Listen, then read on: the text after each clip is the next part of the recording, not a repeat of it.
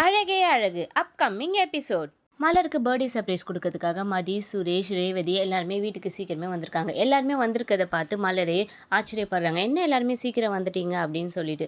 கொஞ்ச நேரத்தில் மதி ஆர்டர் பண்ணி கேக் வருது. கேக் வாங்கிட்டு வந்துட்டு உங்களுக்காக தான் நாங்களாம் சீக்கிரம் வந்து சர்ப்ரைஸ் அப்படின்னு சொல்லிட்டு கேக் வெட்டுறதுக்காக ரெடி பண்ணுறாங்க. அதுக்காக அவங்களோட அத்தை மாமாவெல்லாம் கூப்பிடுறாங்க.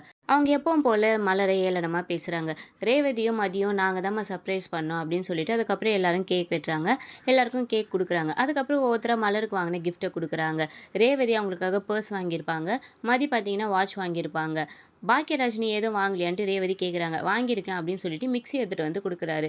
ரொம்ப நாளாக என்கிட்ட அவங்க மிக்ஸி கேட்டுட்டு இருந்தா மலர், அதுக்காக தான் நான் வாங்கிட்டு வந்தேன் அப்படின்னு சொல்கிறாங்க. மதி, நீங்கள் அவங்களுக்கு எதுவும் வாங்கி தரல, இது வீட்டுக்கான பொருள் தானே அப்படின்னு சொல்கிறாங்க. நான் இன்னொரு வாட்டி கண்டிப்பாக வாங்கி தரேன் அப்படின்னு சொல்கிறாரு. இதுக்கு நடுவில் பாக்கியராஜோட அப்பா ரேவதி கிட்ட வீட்டில் மாப்பிள்ளை கிட்டலாம் சொல்லி தானேம்மா வந்தேன் அப்படின்னு கேட்குறாங்க. சொல்லித்தான்ப்பா வந்தேன் அப்படின்னு சொல்கிறாங்க. ஆனால் அவங்க வீட்டில் யாருக்கிட்டையும் சொல்லாமல் வந்திருப்பாங்க. ரேவதி வீட்டில் அவங்க பசங்க அவங்க மாமியார்கிட்ட ரொம்பவே அட்டகாசம் பண்ணிட்டு இருப்பாங்க. அந்த நேரத்தில் தங்கராஜ் அங்கே வராரு. எங்கம்மா ரேவதி அப்படின்னு கேட்குறாரு. அவள் கோயிலுக்காக போயிருக்காப்பா, பக்கத்தில் இருக்கிற கோயிலுக்கெல்லாம் விட்டுட்டு எங்கேயோ தூரத்தில் இருக்க கோயிலுக்கு போயிருக்கா, வந்துடுன்னு சொல்லிட்டு போனால் இன்னும் வரல அப்படின்னு சொல்கிறாங்க.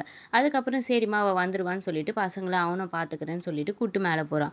அதுக்கப்புறம் பார்த்தீங்கன்னா சுரேஷ்காக எதுக்காகவோ ஃபோன் பண்ணும்போது சுரேஷ் ரேவதி இங்கே வந்திருக்கிற விஷயத்தையும் இங்கே பர்த்டே செலிப்ரேட் பண்ணுற விஷயத்தையும் சொல்லிடுறான். ரேவதி தங்கராஜ் கிட்ட சொல்லாமல் போன விஷயத்த காமிச்சிக்காம ஆமாம் என்கிட்ட சொல்லிட்டு தான் இருந்தா, நான் தான் மறந்துட்டேன் அப்படின்னு சொல்லிட்டு ரொம்பவே கோவமாக ரேவதியை கூப்பிட்டு வரதுக்கு அவங்க வீட்டுக்கு போகிறான்.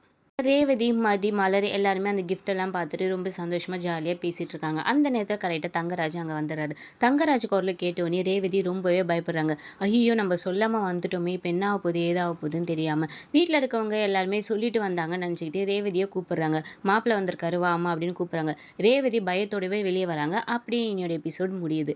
மேலும் மேலும் வரும் சுவாரஸ்யங்களை ஷார்ட் அண்ட் ஸ்வீட்டாக தெரிஞ்சுக்க மறக்காமல் இந்த சேனலை சப்ஸ்கிரைப் பண்ணுங்கள், லைக் பண்ணுங்கள், ஷேர் பண்ணுங்கள்.